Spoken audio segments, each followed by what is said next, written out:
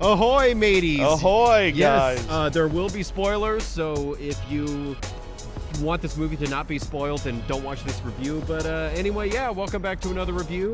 We're AF1 Media. My name is Mercer. I'm Jeff McAndrew. And we just saw Glass.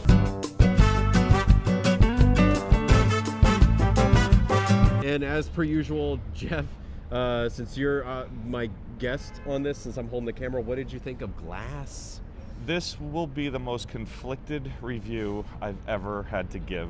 I loved / More conflicting than Holmes and Watson? More conflict. Wow, I loved. We were pretty torn on that. Loved / hated this movie. I loved it until not the very end, but when the climax of the movie and the big reveal happens, then I hated it. But then it got better at the end. It was kind of like an okay. All right. It was a roller coaster of ups and downs.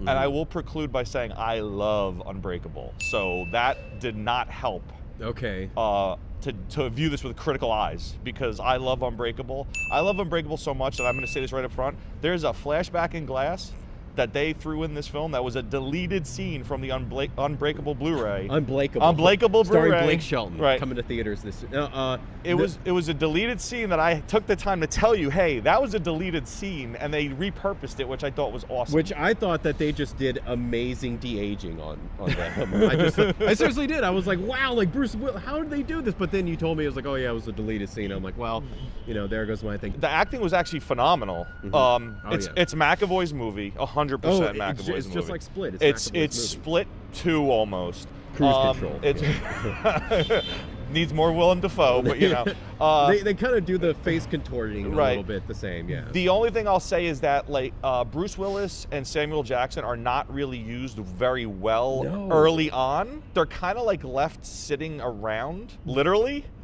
Well, the thing is that that's what I liked about Sam Jackson is in the movie. He is you are kind of waiting for the moment. When is he gonna do stuff? And then when he actually starts doing it's like poking him with the stick, hey, do something. It was literally like Weekend at Bernie's meets Unbreakable. But once he actually starts moving around and doing all these things, like every scene that he's in and actually doing stuff, it pretty much scene stealing for me. Right, and I mean it was like I had that joygasm of the first 20 minutes when you're watching Bruce Willis be David Dunn right out of Unbreakable, and I had this grin on my face because I'm like, this is Unbreakable. Like we're right back. It's like we just picked up right where we left off. He's just older. Yeah. And he was really actually not phoning it in for once. No, there were some moments where he was putting some actual passion into it, which I was surprised. Yes. I feel like a lot of the action movies, especially the Death Wish remake, he was just, phoning it in so bad. Literally just taking that paycheck off camera and that was it. But no, Bruce was good, and it's a small cast. So it felt intimate. Everybody was up to the task. Yeah, the whole movie felt really intimate, very grounded, especially. I mean, obviously the as same well thing as it could be, right? Yeah, as well as it could be for something that's in the superhero genre. So yeah, if you're going into this movie expecting it to be like a Marvel film, DC film, you're gonna be very disappointed because there is a lot of dialogue and conversing, and it's kind of bookended a little bit. There's a lot of it's front loaded and it's back loaded. Yeah, there's a lot of action at the beginning and then some at the end, but it's definitely slows down in the middle. But to me, that was some of my favorite stuff. Was kind of getting to know the characters. I think we'll get to that. We'll get to that. I kind of thought that once they entered the mental institution, that's when Bruce Willis, that's when his character was kind of just left out to dry. He literally went off screen for about an hour, I think, or 45 minutes. Yeah, and you missed them, and they focused on the doctor a lot, which again I think we'll get into when we do that part. As far as filmmaking goes, M. Night really kind of brought it. There was a lot of camera techniques. It wasn't that typical static camera that he's known for. There were some static shots, but I felt like it was it actually mattered to the film versus just boring filmmaking. And then he used Steadicam quite a bit, which was nice to see. Yeah, and I kind of like the sort of POV stuff, especially in the beginning when some people might get nauseous, but when he's fighting the beast, and he grabs him around the back, there's sort of that POV shot of him sort of getting wrangled, and I kind of like that just because it kind of put you in the moment. It called back to the first Unbreakable, where it was an ugly fight and it felt ugly. But then when things were structured, the camera work really settled down a bit. Yeah. And there was a lot of just good camera movement. I never felt bored by the filmmaking aspect of it. Like, you could tell he really took his time with this. Like, he says he's been planning this movie for years, and I think that showed. It really does show. Like, I think some of the dialogue in the beginning was a little clunky to me. It was clunky. There was a little bit of exposition. Yeah. And I think that's where, like, I didn't love the film, was in the middle, where it got to be exposition heavy. Because at the end of the day, the plot points from A to Z, there weren't many steps. It was like, you probably could have made this into a 45-minute film if you think about what actually happens. There's not a lot to happen. So he brings in, like, David's son, he brings in the girl from Split, he brings in, like, Glass's mom, he brings in all these side characters, and I mean, it's all gonna fit into this big comic book picture that he wants to paint, but, like, there was a lot of exposition from the Doctor that, like, I just didn't need. Like what? I mean, I kind of thought it was like all her trying to convince them that they weren't superheroes. Like, Yeah. I feel like they kept, like, her big tactic was like, well, you're not a superhero because, like, anybody could bend that metal. I bent that metal. Like, you were bringing these, like, rational thoughts to what you thought were crazy people, and just being like, well, now I'm saying it, so it must be true, so you must be wrong. That's not how that would work. I mean, I guess that scene also kind of went on a little. There was a couple scenes that where, you know, like, and I thought McAvoy even, like, there were times where he would, like, change personalities 8 or 9 times in a scene, and you only needed 4. Exactly, yeah. When they first bring him in, and then that one orderly is trying to get him to settle down. He's trying to find the personality that'll calm down, basically. Yeah, it wasn't really dictated to me what exactly was happening. You had which I like. Sometimes I like when films don't, like, I guess, yeah. Like, you know, hold your hand. But at the same time, like, you know, it took a while for, I guess, for it to come across. But then, like, also you had to sit through, like, 9 McAvoys. Yeah, exactly. He kept on switching the lights on and off, and it would be a different personality. And it literally did it so many times that we were like, okay, is this the rest of the movie? Right. Like, is that what we're going to watch? Right. But, you know, and now I guess to get into the meat of it, like, as an Unbreakable fan, like, there were absolutely so many things he did right, like calling back to Unbreakable, and, you know, calling back to Split, but Split was more recent, so I feel like that's almost cheating. Yeah. You know, and the whole idea that, like, of the comic book world, and the whole idea that Mr. Glass, like, studies the comic book world, and they really get into the idea that, like, comic books are based on reality versus the imagination of writers.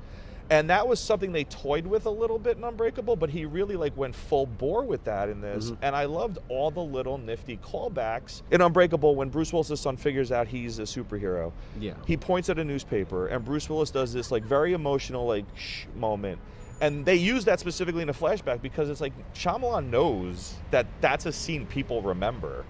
And it really, like, I hate to say, like, it evokes some emotion in me. I was like, damn, I'm gonna go home right now and watch Unbreakable again. You watched that Gillette commercial, didn't you? God, No, I liked the callbacks and everything like that, and I kind of liked how his son was sort of like his Alfred. Right. Like, his son was completely, like, right up against him, like, you know, I'm gonna help you out and help you catch sort of these bad guys and everything. But yeah, no, you're right. I did like the callbacks, but to be honest, there wasn't a lot that I didn't like. He had a lot of ideas that I feel like he almost had too many ideas, like, floating around in his head, and he needed to get them all out in one movie. So he, like, wanted to mess with structure, and he wanted to mess with the whole, like, is it an origin story or is it a conclusion? And then he wanted to mess with the greater, there's, like, a greater organization. Okay, that part. You know, like, there's more than meets the eye, so to speak, and maybe these people aren't crazy, and maybe the people that you should, you know, he had a Shyamalan the twist. Like, I don't think you did. Like, Unbreakable's big. No, he didn't. He didn't have to show, and that's the reason why I think he messed it up towards the end.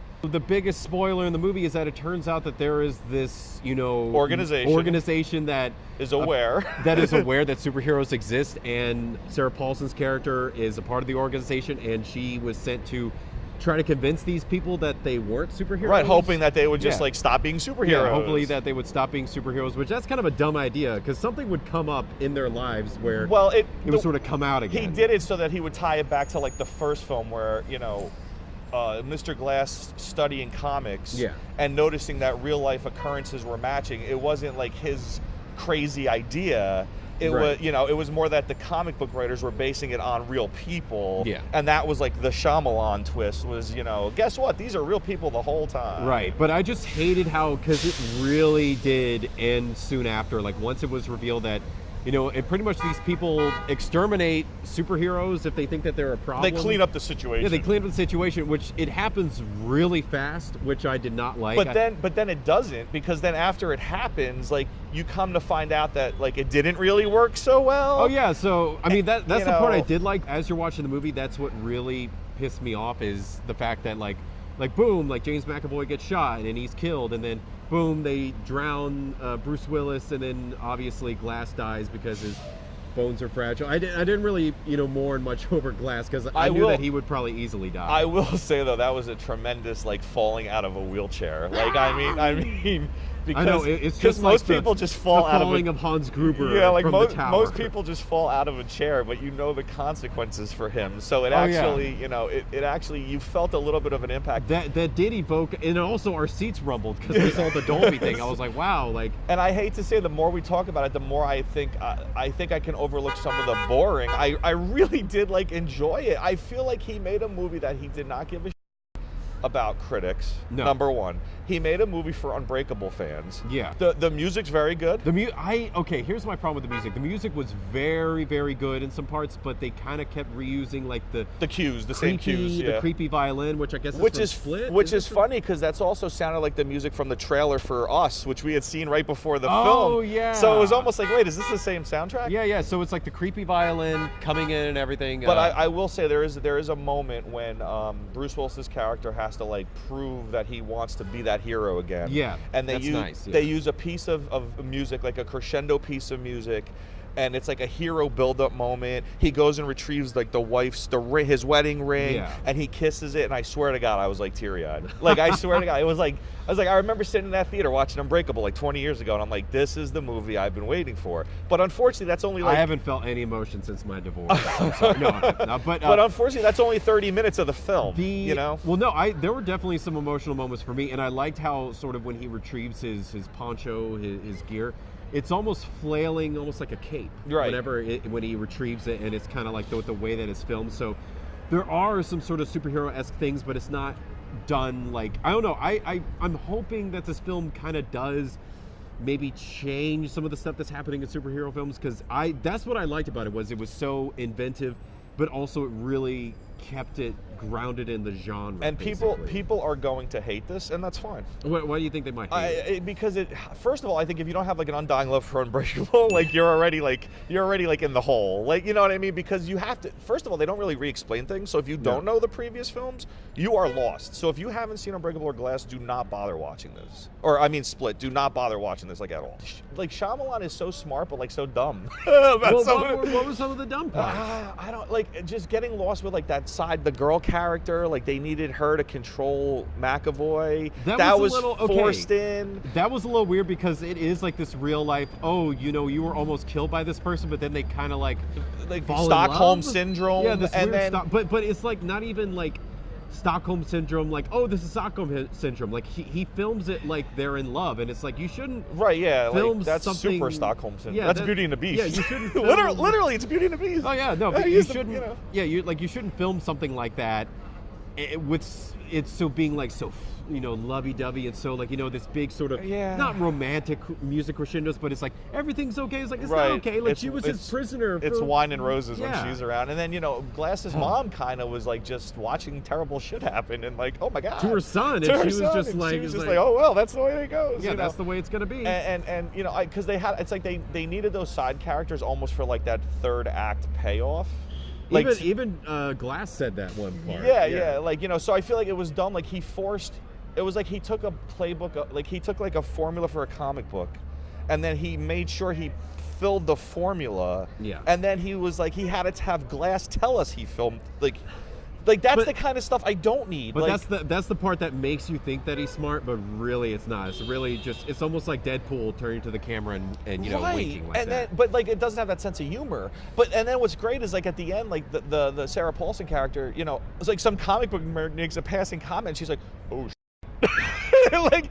We as viewers, the comic book guy from The Simpsons made her realize.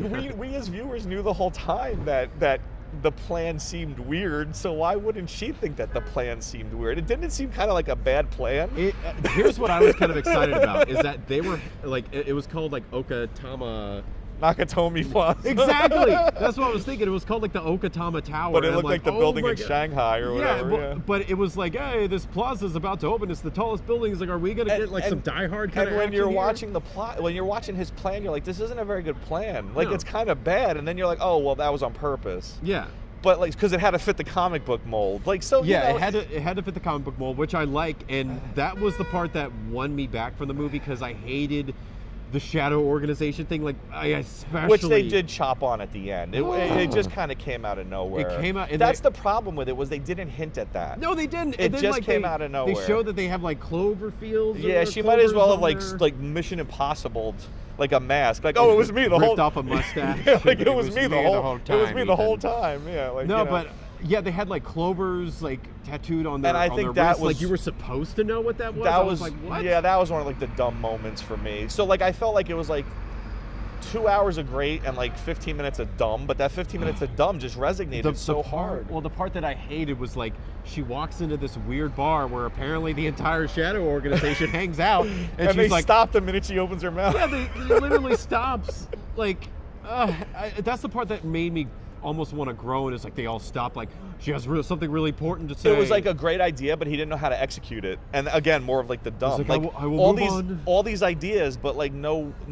Some of it he didn't know how to execute. Yeah, she was like, I will move on to the next. I was like, first off, this all seems really stupid that they all hang out at one bar, and it's like the minute like the one guy who's not part of the group leaves, then everything stops. Exactly. It's like, but then at the same time, I loved when the Bruce Willis was down and out, and she's like, touch me, and you're like, why is she doing that? And it's like, oh, because he's gonna see this. Yeah. And that's the same way Glass revealed himself at the end of Unbreakable. So again, like the frustrations, it's like all these amazing things and then all these like stupid, terrible things. But it won me back when it was revealed that Glass outsmarted everybody. Yeah. Did we mention spoilers?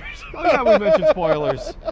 No, M. Night deserves to get the criticism of what was good and what was bad. More spotty CGI, which seems to be the theme of all of our reviews. When McAvoy threw that table. Oh my God, yeah, it looked very cartoonish when he threw the table in the beginning. And then other things weren't so bad. Like his little weird run looked okay. I mean, he looked like he wasn't touching the ground, but that was the effect, I think. Well, yeah, I think that was practical. They probably had him on like a green screen harness. Right. But that table throw was bad. The table, he looked like a PS1 graphic when he threw the table. It was real bad. It was real bad. And it's early on, so it's like immediately take you out of things. So overall, what do you think? So, all right, we're going to go out of 5. I'm going to have to play like the devil's advocate, kind of. I'm not going to pan it like critics. I'm going to give it a 3.5. Wow, I think that's maybe the highest you've given a movie. That is the highest I've given a movie. And I was prepared to not give it a 3.5. No, same here. In the middle of the film, I was dead on like a 2.5. And I think looking back, 3.5. For me, it really dropped down to a 1 when the Shadow Organization was revealed. That's not that bad.